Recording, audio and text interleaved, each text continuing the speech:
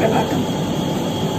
आज हम पाठ 10 कर्ता और कर्म के बारे में जानेंगे कि कर्ता और कर्म क्या होता है। तो चलिए सबसे पहले हम कर्ता के बारे में जानते हैं। कर्ता अर्थात करने वाला, जो काम करने वाला होता है उसे कर्ता कहते हैं। यानी कि जितने भी संज्ञा शब्द हैं या सर्वनाम वो कर्ता हो सकते हैं। जैसे सीता ने गाना गाया। इस वाक्य में सीता संज्ञा है और कहा गया है कि सीता ने गाना गाया। तो सीता ने क्या किया? किसने गाना गाया? तो सीता ने।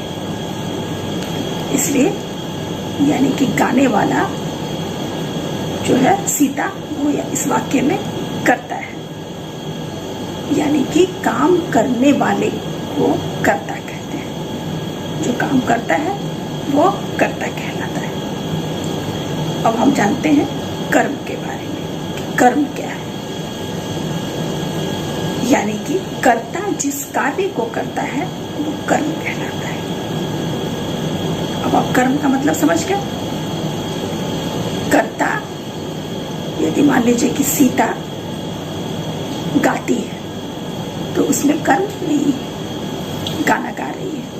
गाना सीता गाती है लेकिन सीता गाना गाती है। या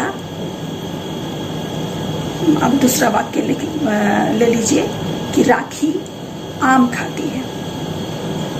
इस वाक्य में राखी आम खाती है तो वो क्या, कौन सा कर्म कर रही है राखी? तो आम खाने का। तो इसमें कर्म क्या हो गया? आम। अब तो हम एक और उदाहरण लेकर के इसे अच्छी तरह से समझते हैं कि बच्चे मैदान में फुटबॉल खेलते हैं।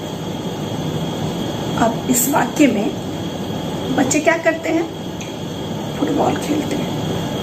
यानी कि जब क्या का उत्तर मिलता है, क्या का जो अगर प्रश्न किया जाए कि बच्चे क्या करते हैं, तो फुटबॉल खेलते हैं। तो इसमें क्या का उत्तर क्या है?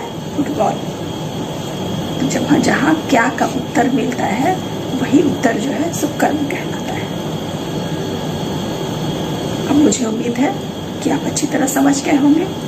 किताब में भी इसे 2 या 3 बार इसको पढ़ लें और तब आप इसे अच्छी तरह समझ जाएंगे। धन्यवाद।